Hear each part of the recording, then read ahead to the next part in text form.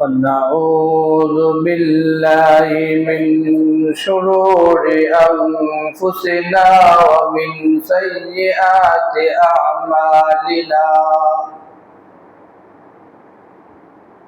من يهده الله فلا مضل له ومن يضلله فلا هادي له ونشهد أن لا إله إلا الله وحده لا شريك له ونشهد أن سيدنا وسندنا وحبيبنا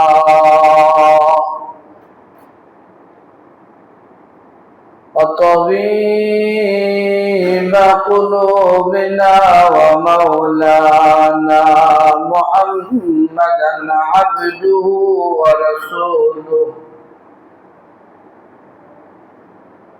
الذي أرسله بالحق بشيرا ونذيرا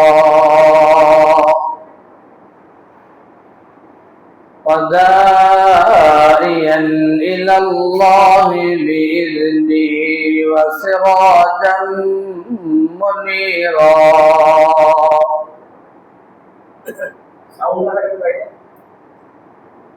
فقد قال الله تعالى في كلامه المجيد وفرقانه الحميد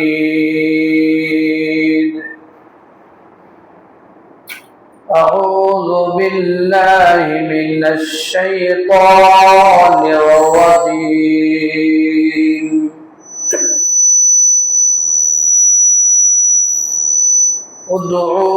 ادعوني أستجب لكم أنه قال النبي صلى الله عليه وسلم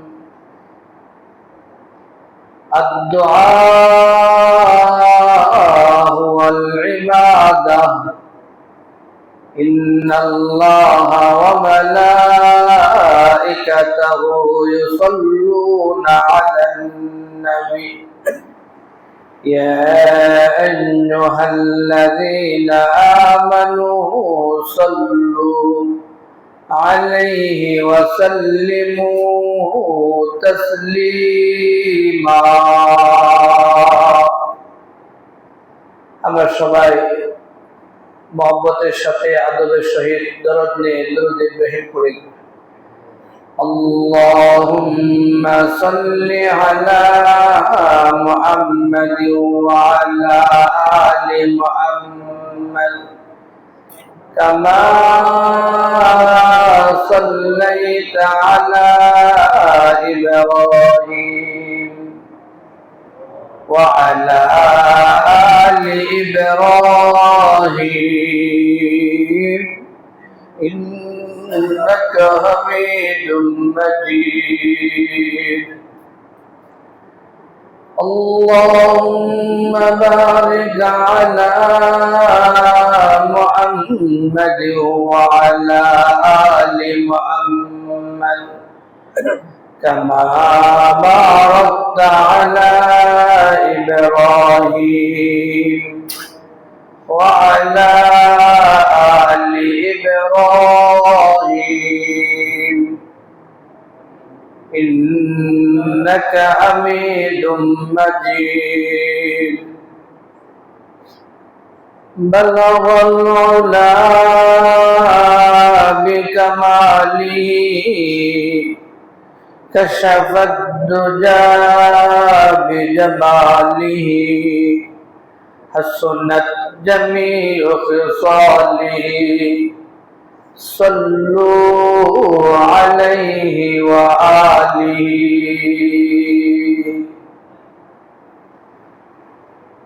আমরা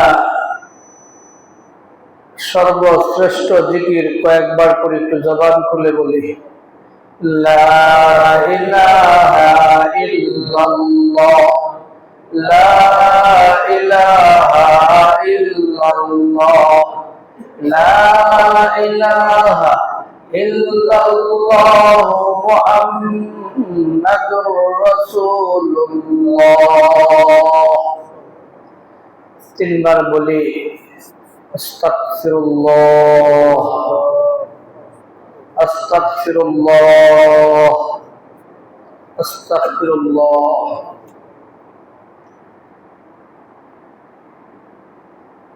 প্রিয় হাজরিন, আমরা কৃতজ্ঞতা প্রকাশ করি মহান আল্লাহ পাকের দরবারে, যিনি আমাদেরকে 1448 হিজরি সনের দ্বিতীয় নাম্বার মাস সফর মাস, এই সফর মাসের দ্বিতীয় নাম্বার জুমায় আল্লাহ সুবহানাহু ওয়া তাআলা আমাদেরকে ঈমানের দৌলত দান করে,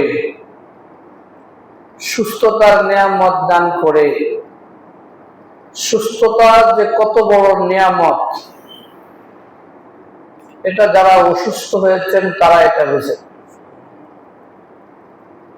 মূসা আলাইহিস সালাম একবার আল্লাহ ও কারীমকে বলেন, হে আল্লাহ, আপনি যদি গোলাম হন আর আমি যদি রব হই, তাহলে আপনি আমার কাছে কি চাইবেন?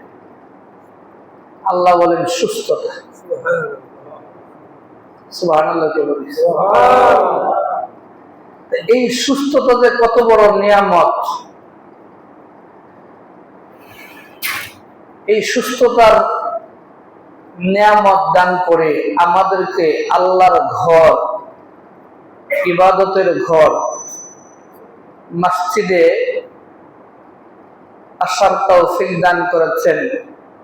এজন্য আমরা সবাই জবান খুলে আওয়াজ করে কালিমাত শুকর আদায় করি, বলি আলহামদুলিল্লাহ। প্রিয় হাজরিন, আমরা আলোচনা শুনছি দোয়া সম্পর্কে। দোয়া হচ্ছে একটি গুরুত্বপূর্ণ ইবাদত। দোয়ার গুরুত্ব অপরিসীম। দোয়া ছাড়া মানুষের জীবন চলতে পারে না। দোয়া ছাড়া মানুষের জীবন পঙ্গু, অচল, ব্যর্থ, চলতে পারে না। আর আমরা এই দোয়াকে হালকা মনে করি, এই দোয়াকে আমরা ছোট মনে করি, দোয়া আমরা ছেড়ে দিই।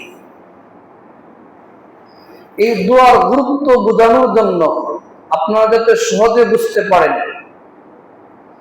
সহজে বুঝে যেন নিজেরা আমল করতে পারেন, অন্যদেরকে আমল করার জন্য বলতে পারেন, অন্যদেরকে আমল করাইতে পারেন, অন্যদেরকে আমল করার উৎসাহিত করতে পারেন। দোয়া যে কত বড় একটা হাতিয়ার, দোয়া যে কত বড় দ্বীনের স্তম্ভ, দোয়া যে কত বড় আসমান জমিনের নূর, এই গুরুত্ব বোঝানোর জন্য এই আলোচনাটাকে আমি 6টি প্রকার করেছি।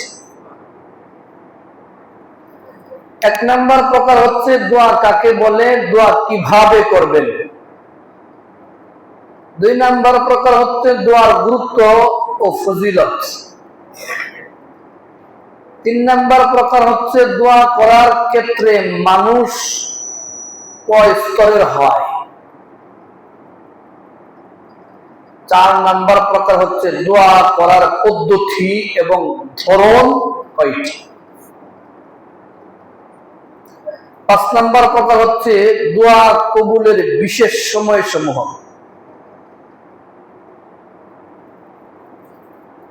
6 নম্বর প্রকার হচ্ছে দোয়া করার ক্ষেত্রে শয়তান কিভাবে ধোঁকা দেয়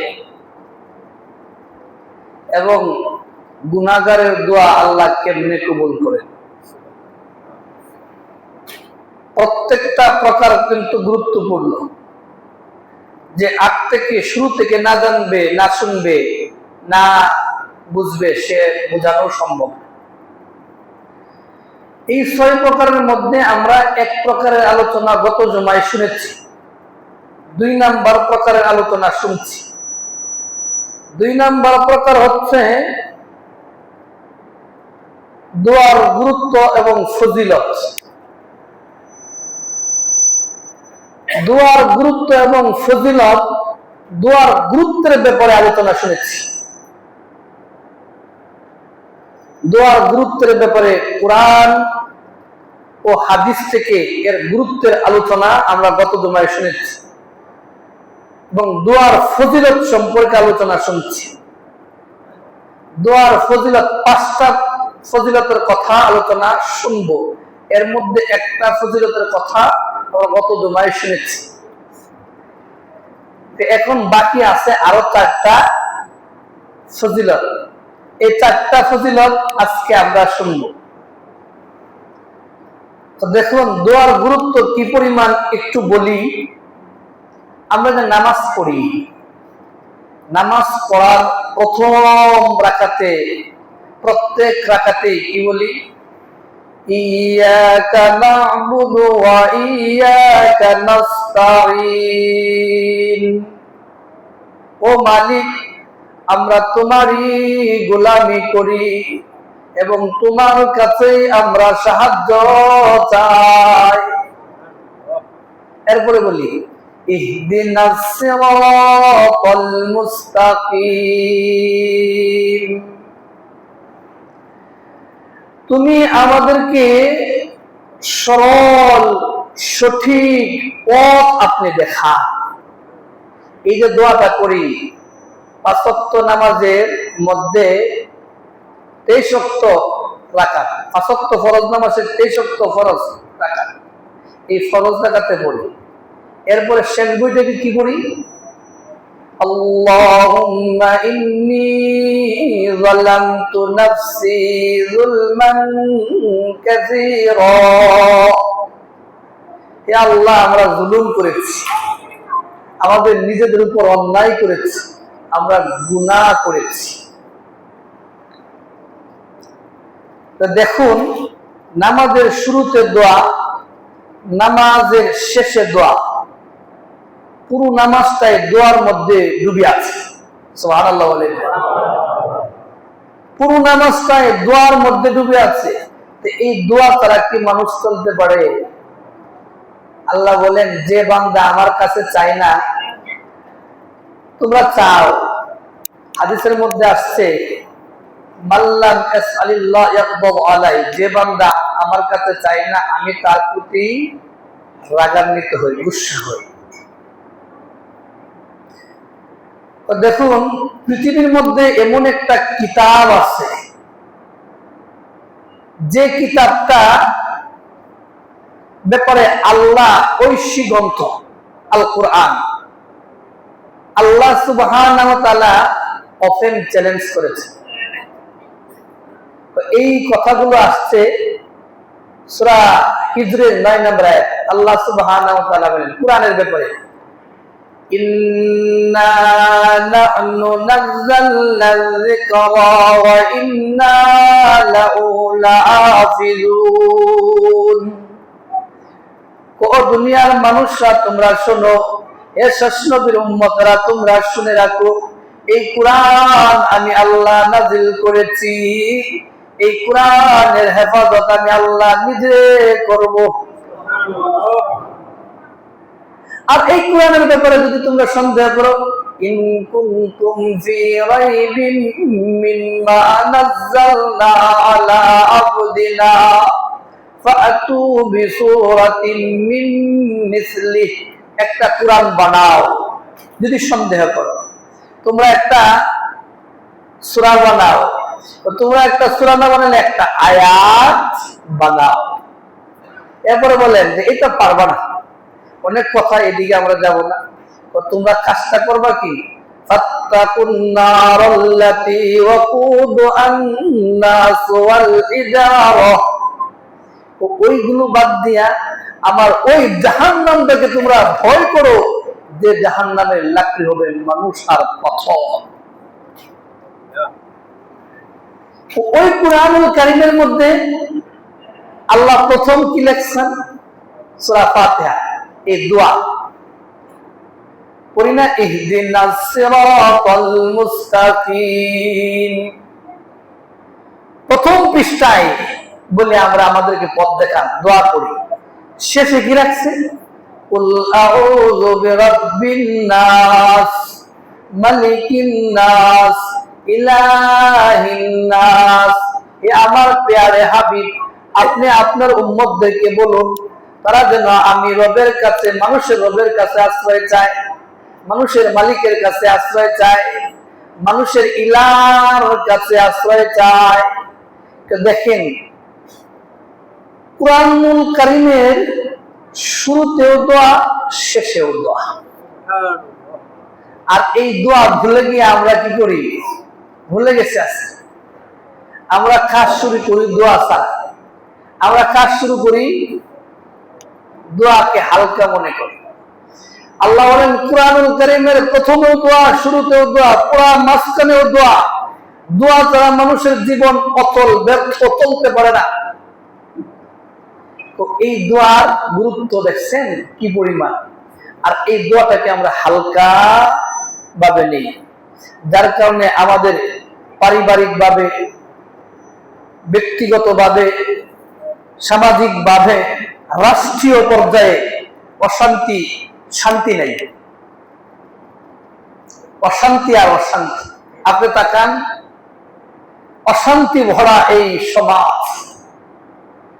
যাই হোক, আমরা দোয়ার ফজিলতে ছিলাম।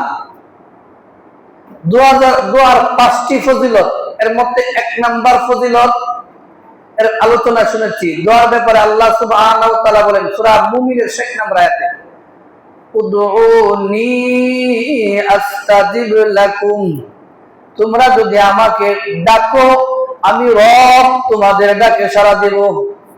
সুবহানাল্লাহ। তোমরা কিভাবে ডাকবে এটাও বলেন, সূরা আরাফের 55 নম্বর আয়াতে বলেন, উদউ রাব্বাকুম তাদাররুআন ওয়া খুফিয়া, বিনয়ের সহিত এবং নির্জনে, সংগোপনে, একদম বিনয়ের সহিত কাকুতি মিনতি করে ডাকবা, আমি রবকে তোমরা ডাকো। আর শোনো, যারা অহংকার করে ডাকে, ইন্নাহু লা ইউহিব্বুল মু'তাদিন, আমি আল্লাহ অহংকারকারীদেরকে পছন্দ করি না, ভালোবাসি না। হাদিসের মধ্যে আসছে, ওই হাদিসটা আসছে তিরমিজি শরীফের 2139 নম্বর হাদিস। 2139 নম্বর হাদিসের মধ্যে আল্লাহ রাসূল সাল্লাল্লাহু আলাইহি ওয়াসাল্লাম বলেন, লা ইয়ারুদ্দুল কাদা ইল্লা দুআ, দোয়া ছাড়া তকদির পরিবর্তন হয় না। ওয়ালা ইয়াজিদু ফিল উমরি ইল্লাল বিররু, দোয়া ছাড়া হায়াতে, দোয়া ছাড়া, ভালো কাজ ছাড়া, নেক কাজ ছাড়া হায়াতের মধ্যে আমি আল্লাহ বরকত দেই না। এখন আসুন, দোয়া ছাড়া যে তকদির পরিবর্তন হয় না, আর আল্লাহ ডাকলে ডাক শুনে। আমরা শুরু করেছিলাম ফজিলত আদম আলাইহিস সালাম থেকে। আদম আলাইহিস সালামের ফজিলতটা শুনেছি, কিবা দোয়া করেছিলেন, আল্লাহ কেমনে মাফ করেছিলেন। এখন আসুন জাতির পিতা ইব্রাহিম আলাইহিস সালাম, 2 নাম্বার ফজিলত। জাতির পিতা ইব্রাহিম আলাইহিস সালাম যখন খানায় কাবায় দেখলেন অনেকগুলো মূর্তি, সেগুলো ভেঙে দিল। ভেঙে দেওয়ার পরে অনেক বিস্তারিত লম্বা কাহিনী, সেদিকে যাব না। ভেঙে দেওয়ার পরে নমরুদের সাথে তার তর্ক বিতর্ক শুরু হয়ে গেল। নমরুদ ছিল বাদশাহ, নিজেকে খোদা দাবি করত। তর্ক বিতর্ক শুরু হয়ে গেলে নমরুদ বললে, এই ছেলের জন্য পারা যাবে না, একে হত্যা করতে হবে। হত্যার সিস্টেমটা কি? তিনি নির্দেশ দিলেন, আগুন প্রজ্বলিত করো, অগ্নিকুণ্ড বানাও, আর এখানে নিক্ষেপ করো। প্রজারা তাই করলেন, আগুন প্রজ্বলিত করলো, একটা অগ্নিকুণ্ড বানালো। বানানোর পরে ওই ইব্রাহিম আলাইহিস সালামকে এই অগ্নিকুণ্ডে নিক্ষেপ করলেন। আগুনের কাজ কি? পুড়ে ছাই ছাই করে দেওয়া। অগ্নিকুণ্ড যখন তাকে নিক্ষেপ করা হলো, জাতির পিতা ইব্রাহিম আলাইহিস সালামকে যখন নিক্ষেপ করা হলো, তখন তিনি জবান দিয়ে একটা দোয়া করলেন, সুবহানাল্লাহ। আর এই দোয়াটা আসছে সূরা আল ইমরানের 123 নম্বর আয়াত। দোয়াটা হচ্ছে, হাসবুনাল্লাহ ওয়া নি'মাল ওয়াকিল। এই দোয়া শুনে আল্লাহু কারীম তিনি বলেন, আর এই কথাটা আসছে সূরা আম্বিয়ার 69 নম্বর আয়াতে, কুলনা ইয়া নারু কুনি বারদাও ওয়া সালামান আলা ইব্রাহিম। ও হে আগুন, আমার প্যারে হাবিব, আমার দুস্থ, আমার খলিল, আমার বন্ধু যে দোয়া করেছে, কুলনা ইয়া নারু কুনি, হে আগুন তুমি ঠান্ডা হয়ে যাও, আরামদায়ক ঠান্ডা হয়ে যাও আমার ইব্রাহিমের জন্য। আগুনের কার ক্ষমতা? আগুনের রবকে আল্লাহ। আল্লাহ এই কথা বলছে, আগুন কি করবে? তখন হাসবুনাল্লাহু ওয়া নি'মাল ওয়াকিল, তিনি বললেন, এর কথা হচ্ছে আমাদের জন্য আল্লাহই যথেষ্ট অভিভাবক হিসাবে। আর তিনি কতই না উত্তম কর্ম বিধায়ক, তিনি কতই না উত্তম আমাদের জিম্মাদার। আর এই কথাগুলো আসছে বুখারী শরীফের 4563 নম্বর হাদিস, 4564 নম্বর হাদিস। এই হাদিসটা তিরমিজি শরীফে আসছে। তিরমিজি শরীফে আসছে 2431 নম্বর হাদিস, 2434 নম্বর হাদিস। আবু সাঈদ খুদরী রাদিয়াল্লাহু তাআলা আনহু তিনি বলেন, আল্লাহ রাসূল সাল্লাল্লাহু আলাইহি সাল্লাম বলেন, আমি কেমনে আনন্দ করব, আমি কেমনে উৎসাহ করব, আমি কেমনে খুশি হব বেশি বেশি। তো মিকাইল আলাইহিস সালাম একজন ফেরেশতা মিকাইল আলাইহিস সালাম তার সিংহা হাতে নিয়ে ফুঁক দেওয়ার জন্য কান পেতে রয়েছে। আল্লাহ নির্দেশ দিবেন আর কি করবেন? ফুঁক দিবেন। একটু কান পেতে রয়েছে। এই জন্য আমি খুশি হতে পারি না বেশি বেশি। এই জন্য ইবাদতে আল্লাহর কাছে রুনাদারি কান্নাকাটি করি। সাহাবায়ে কেরাম ভয় পেয়ে গেলে আল্লাহ রাসূল বললেন, তোমরা ভয় পেও না, তোমরা পড়বা হাসবুনাল্লাহু ওয়া নি'মাল ওয়াকিল আলাল্লাহি তাওয়াক্কালনা। যে আমাদের জন্য অভিভাবক হিসাবে আল্লাহই যথেষ্ট, আর তিনি কতই না উত্তম জিম্মাদার। আর আমরা আল্লাহর উপর ভরসা করি। আমরা কার উপর ভরসা করি? তোমরা ভয় পাই না। তো এই দোয়া করবা। এই দোয়া যদি করো, তুমি যত বড় মুসিবতে আসছো আল্লাহ তোমাকে হেফাজত করবে। তো আল্লাহ রাসূল বলেন, দেখেন আমি আনন্দ উল্লাস করতে পারি না। কেন করতে পারি না? ওই যে সিংহার মধ্যে ফু দেওয়ার জন্য প্রস্তুত হয়ে গেছে। আর আমরা বিদেশের খেলা নিয়ে মাখামাখি করি। আমরা অন্য দেশ চ্যাম্পিয়ন হয় আর আমরা ছাগলের 3 নাম্বার বাচ্চার মতো লাফালাফি করি। ঠিক না বেঠি? বাংলাদেশ চ্যাম্পিয়ন হয়েছে, বাংলাদেশও চ্যাম্পিয়ন হয়েছে। একটা দিক দিয়ে কথাটা আমি আপনাদেরকে শোনাই। সারা বিশ্বের মধ্যে খেলা নিয়ে 23 জন লোক মারা গেছে। নাউজুবিল্লাহ বলেন। এই বাংলাদেশে হচ্ছে 15 জন। আমরা ছাগলের কত নাম্বার বাচ্চা দেখে। এই খেলা নিয়ে বাংলাদেশের চ্যাম্পিয়ন হয়েছে মারার দিক দিয়ে, কিন্তু আমরাও খেলাই না, আমাদের দেশেও খেলাই না। দেখেন কিন্তু এত মাখামাখি কেন, এত লাফালাফি কেন? 500 টাকা চান মসজিদের জন্য দিতে চায় না, খেলার জন্য বিরিয়ানি বানায় খায়। ঠিক না ঠিক? এই যে অপচয় অপব্যয় করছেন, আল্লাহর কাছে জবাব দিতে হবে। এক চুল পরিমাণ আগাইতে পারবেন না, না জবাব। মেক্সিকোতে মারা গেছে 6 জন, যুক্তরাষ্ট্রে 1 জন, যুক্তরাজ্যে 1 জন, স্পেনে 1 জন, ফ্রান্সে 1 জন, আর আমরা বাংলাদেশে 15 জন। আর আমরা কি পরিমাণ উল্লাস করি! আর আল্লাহ রাসূল বলেন, আমি সিংহা নিয়ে দাঁড়ায় দিয়েছি, আমি উল্লাস করতে পারি। তোমরা এই বেশি বেশি হাসবুনাল্লাহু ওয়া নি'মাল ওয়াকিল সূরা আল ইমরানের 123 নাম্বার দোয়াটা বেশি বেশি পড়ো, আল্লাহ তোমাদেরকে সাহায্য করবে। একটা আমল শিখায় দিই, কারো যদি টাকা পান না, কেউ দেয় না, মেয়ে দেওয়া হয় না, চাকরি হয় না, কিচ্ছু হয় না, আমাদের মুরব্বীরা বলেন, যদি কোনো ব্যক্তি এশারের নামাজের পরে যাই নামাজে দাঁড়াইয়া নামাজ শেষ করার পরে আবার 2 রাকাত নামাজ পড়ে, 2 রাকাত নামাজ পড়ার পরে সে যদি 11 বার দুরূদ শরীফ পড়ার পরে 3 বার বলবে ইয়া আরহামার রাহিমিন, ইয়া আরহামার রাহিমিন, এই দোয়াটা 3 বার বলবে। এরপরে বলবে হাসবুনাল্লাহু ওয়া নি'মাল ওয়াকিল, 1000 বার পড়বে, 1000 বার।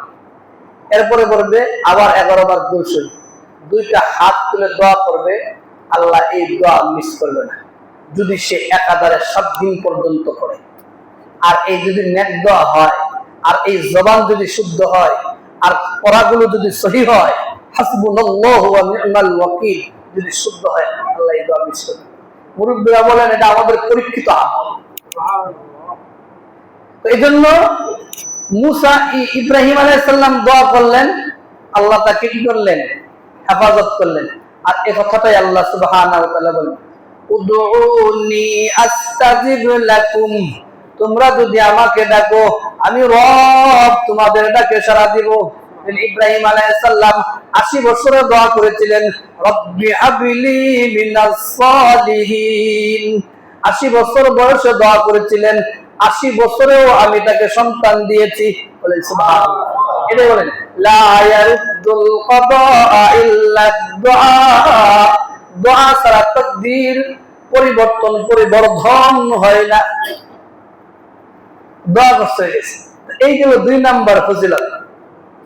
3 নাম্বার ফজিলত আছেন, দোয়ার 3 নাম্বার ফজিলত হচ্ছে ইউনূস আলাইহিস সালাম।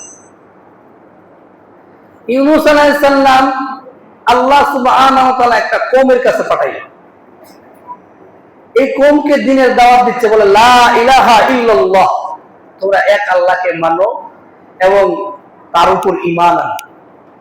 এই কওমকে করলো, তার দাওয়াত তো মানেই নাই, প্রত্যাখ্যান করলো এবং তাকে ফিরিয়ে দিল। ইউনূস আলাইহিস সালাম 2 হাত আল্লাহর কাছে তুলে বলেন, হে আল্লাহ, আমার কওম তো আমার দাওয়াত কবুল করে না, কি করব? যদি কবুল না করে 3 দিন পরে তাদের উপরে আযাব আসবে, আমার গজব আসবে, আমার গজব তাদের উপরে আসবে।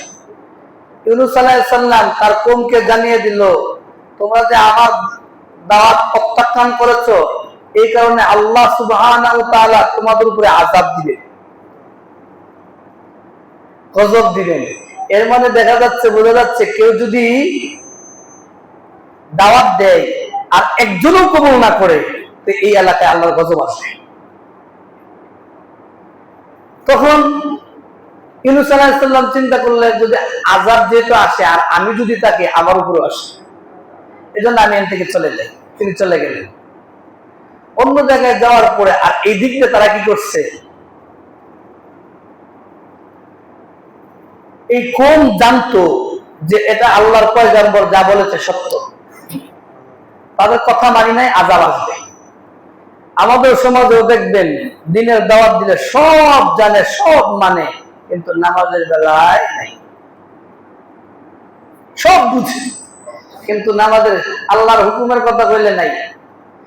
ওই কমেরা কি করছে, ইউনূস আলাইহিস সালাম চলে যাওয়ার পরে সমস্ত মাদেরকে নিয়ে, বাচ্চাদেরকে নিয়ে, বুবা প্রাণীদেরকে নিয়ে তারা সবাই জঙ্গলে চলে গেছে। মাদের থেকে বাচ্চাদেরকে আলাদা করছে, একটা কান্নার রুল করে গেছে। এরপরে বুবা প্রাণীদের থেকে বুবা বাচ্চাদেরকে আলাদা করে দিয়েছে, প্রাণীর বাচ্চাদেরকে আলাদা করে দিয়েছে। এখানেও হাম্বা হাম্বা শুরু হয়ে গেছে। আর তারা সবাই কাকুতি মিনতি করে বলে, আল্লাহ আমরা জানি আপনার আযাব গজব আসবে যদি আমরা কথা না, আমরা খাদ দিলে তওবা করছি, আমাদের উপরে আযাব তুমি দিও না। আল্লাহ বলেন আযাব উঠায় নিলে। এই ব্যাপারে একটি হাদিস বলি। ওই হাদিসটা আসছে তিরমিজি শরীফের 3540 নম্বর হাদিস।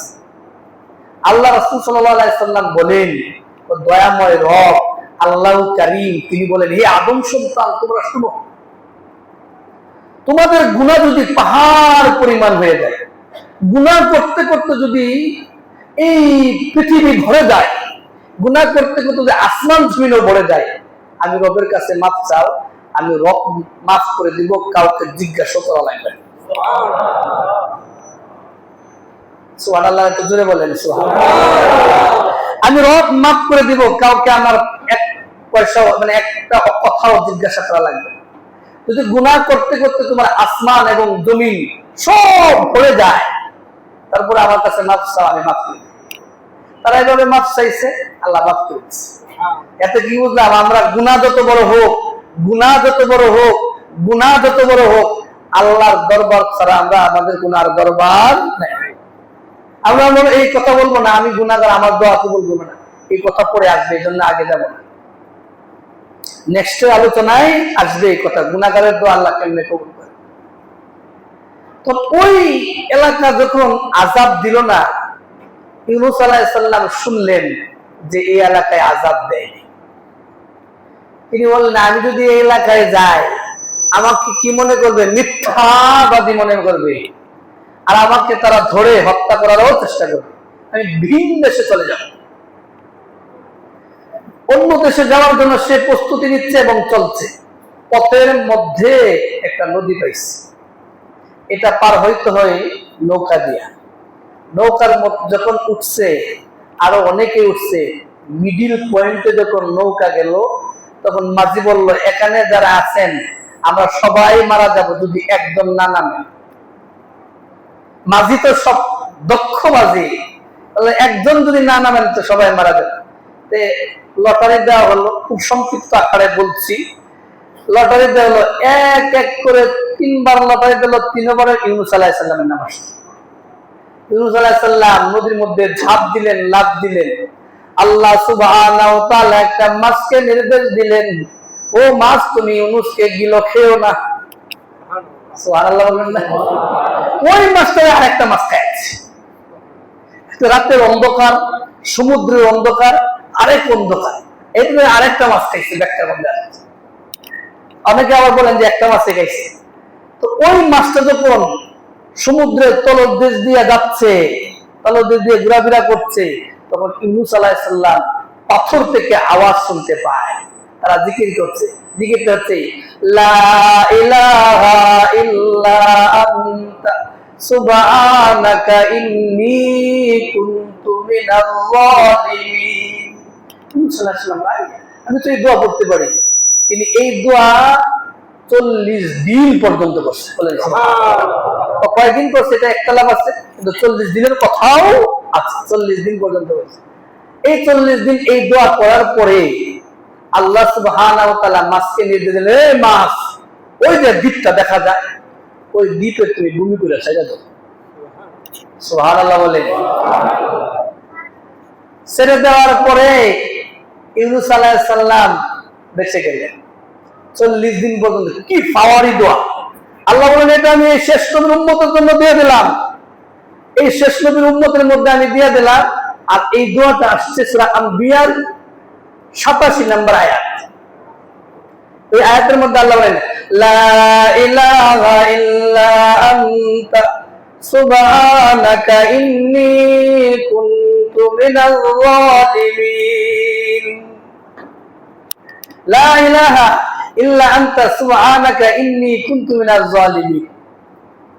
এর অর্থ যে হে আল্লাহ, তুমি ছাড়া কোনো মাবুদ নাই, তুমি পাক আর আমি নাপাক, তুমি পাক আর আমি নাপাক।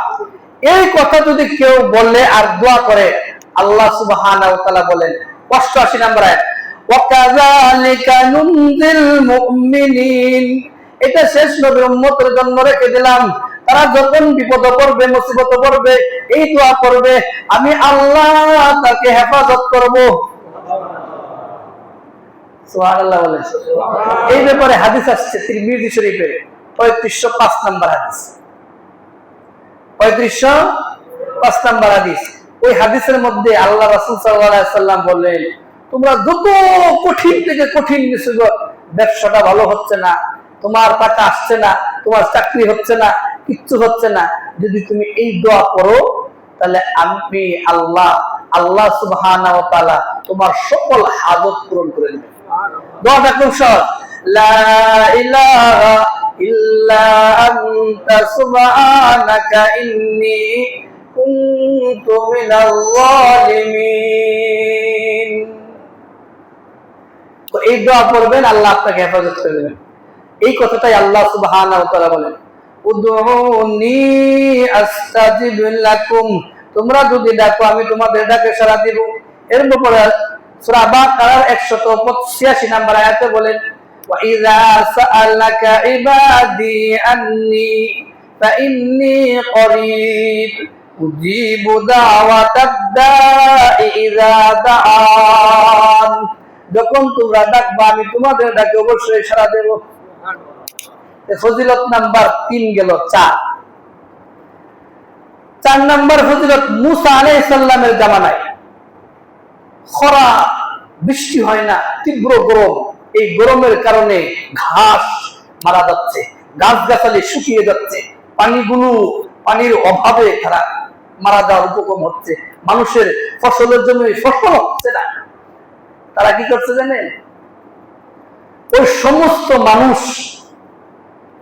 বনি ইসরাইল মুসা আলাইহিস সালামের কাছে আসছে, আয়েশা বললে, আপনি তো আল্লাহর পয়গম্বর, দোয়া করেন, আপনার দোয়া তো আল্লাহ কবুল করবে।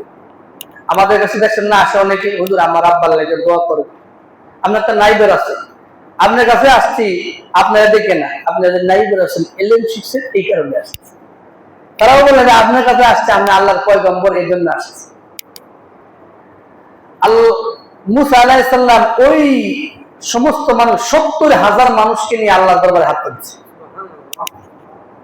বনি ইসরাইল 70,000 বনি ইসরাইলকে নিয়ে হাত তুলছে, তোলার পরে বলে যে আল্লাহ আমাদের দাম যদি আপনার কাছে কমে যায়, তো এই যে বুবা প্রাণী আছে এদের জন্য আপনি বৃষ্টি দেন, বাচ্চাদের জন্য বৃষ্টি দেন, তখন আরো দিন পরিষ্কার হচ্ছে, বৃষ্টি হবে কি আরো পরিষ্কার হচ্ছে। তখন শেষ বেলায় বলে, আল্লাহ আমাদের দাম যদি কমেই যেয়ে থাকে, রাহমাতুল লিল আলামিন সাইয়্যিদুল মুরসালিনের উসিলায় তুমি বৃষ্টি দাও। সুবহানাল্লাহ বলবেন না? আর এই উম্মত আমরা কই যাই? কিছুক্ষণ আগে বলছি যে আমরা কেমনে চ্যাম্পিয়ন হইছি, এদিকে যাব না। এই উম্মত তার উসিলায় বৃষ্টি চাইছে, আল্লাহ ওহী পাঠাইছে যে মুসা তোমার এই 70,000 উম্মতের মধ্যে একজন নালায়েক নাফরমান বান্দা আছে, সে 40 বছর পর্যন্ত আমার নাফরমানি করছে আর গুনাহ করেছে, এই জন্য তার বৃষ্টি দিব না যদি না সরে। মুসা আলাইহিস সালাম দাঁড়াইয়া বললেন যে এখানে একজন আল্লাহর নাফরমান বান্দা আছে, সে যদি যায় তা আল্লাহ বৃষ্টি দিবে। এই নাফরমান বান্দা আপনি কেমন গুনাহ করছেন এটা আপনি ছাড়া আর আল্লাহ ছাড়া কেউ বেশি জানে। আপনি যে কি পরিমাণ ফেরেশতা, আমি যে আপনার কি পরিমাণ ফেরেশতা, আমি ছাড়া আর আল্লাহ ছাড়া কেউ জানে না। আর এখন যে যুগ আইছে, যে গুনাহ করা যায়, যে একা একা থেকে যে গুনাহ করা যায়, এটা তো বলা ভালো, এটা আমার চেয়ে আপনারা আরো বেশি বুঝেন।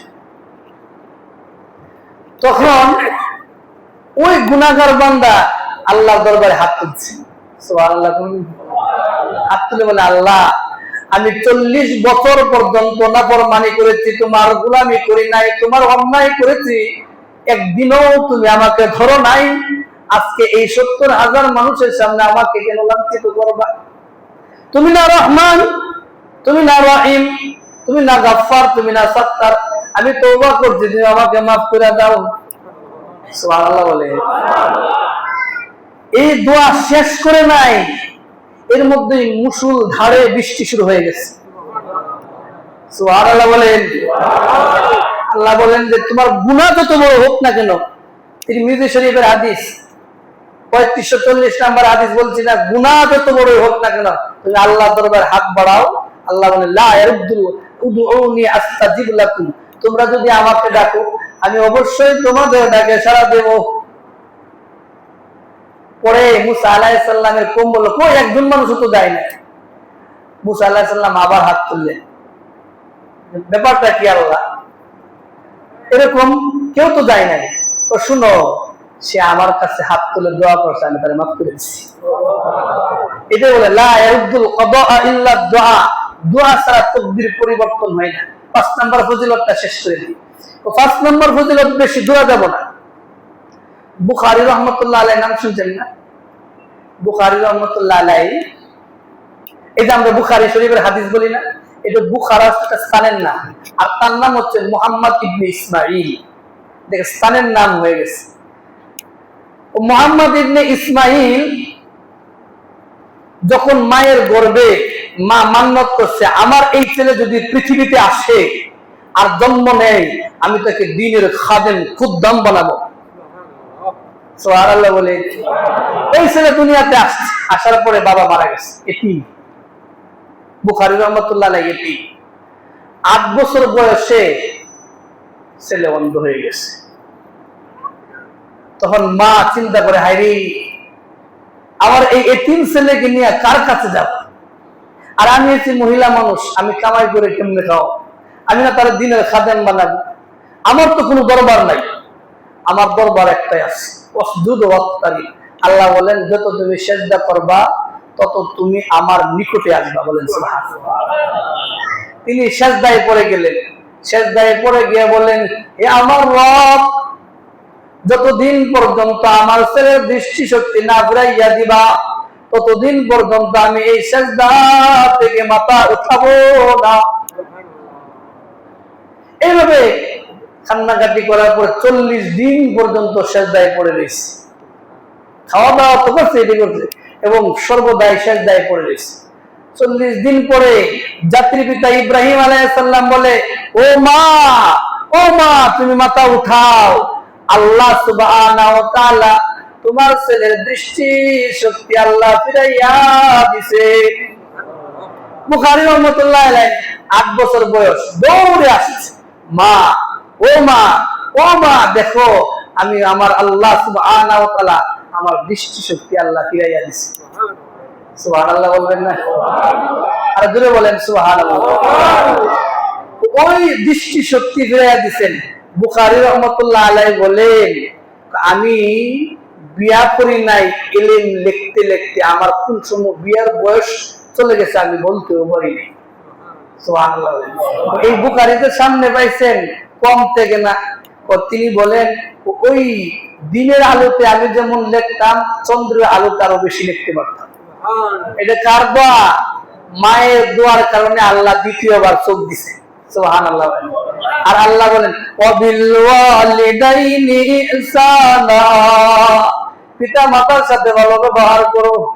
আমরা কয়জন মানুষ পাবেন যে পিতা মাতার হক আদায় করে? এই ব্যাপারে তিরমিজি শরীফের হাদিস 3545 নম্বর হাদিস। ওই হাদিসের মধ্যে বলেন যে যে ব্যক্তি পিতা মাতাকে পাইলো আর সে জান্নাত কামাই করতে পারলো না, এর মতো নাফরমান, এর মতো নালায়েক বান্দা আসমানের নিচে আর জমিনের উপরে নাই, একদম শুয়ে থাকে। তাহলে আমরা এই শুনলাম, এই কথাটাই আল্লাহ সুবহানাহু ওয়া তাআলা বলেন, উদউনি আস্তাজিব লাকুম, তোমরা যদি আমাকে ডাকো আমি অবশ্যই তোমাদের ডাকে সাড়া দিব। এরপরে বলেন, ফাযকুরুনি আযকুরুকুম, তোমরা যদি আমাকে স্মরণ করো আমি রব তোমাদেরকে ভুলবো না, আমি কখনো ভুলবো না। তোমরা, আমি আরো বেশি স্মরণ করবো তোমাদেরকে। এই ব্যাপারে আরো কথা ছিল। এই জন্য আল্লাহ রাসূল সাল্লাল্লাহু আলাইহি সাল্লাম বলেন যে মাল্লাম ইসআলিল্লাহ ইয়ারদু আলাইহি, যে দোয়া করে না আল্লাহ তার প্রতি রাগান্বিত হন, লা ইয়ারদুল কাদা ইল্লা দুআ, দোয়া ছাড়া তাকদীর পরিবর্তন হয় না। ইবনে মাজার হাদিস 3865 নম্বর হাদিস, এই হাদিসটা তিরমিজি শরীফে আসছে 3556 নম্বর হাদিস। যখন কোন বান্দা আল্লাহর দরবারে হাত উঠায়, এই হাত খালি হাতে ফিরিয়ে দিতে আল্লাহর লজ্জা লাগে। কি লাগে? লজ্জা লাগে। তাহলে আল্লাহ আমাদেরকে দোয়ার গুরুত্ব এবং ফজিলত বেশি বেশি চাওয়ার তৌফিক দান করুন, বলেন আমিন। আল্লাহ যেন আমরা মন ভরে চাবো। দেখেন অন্যান্য ইবাদতে দুনিয়া ঢুকলে শেষ, কিন্তু দোয়ার মধ্যে আপনি দুনিয়া চান, টাকা চান, পয়সা চান, সব চান, এটাও আপনার বড় ইবাদত, বলেন সুবহানাল্লাহ। আল্লাহ আমাদেরকে সবাইকে দ্বীনের সহি সমঝ দান করুন, বলেন আমিন। ওয়া আখিরু দাওয়ানা আলহামদুলিল্লাহ।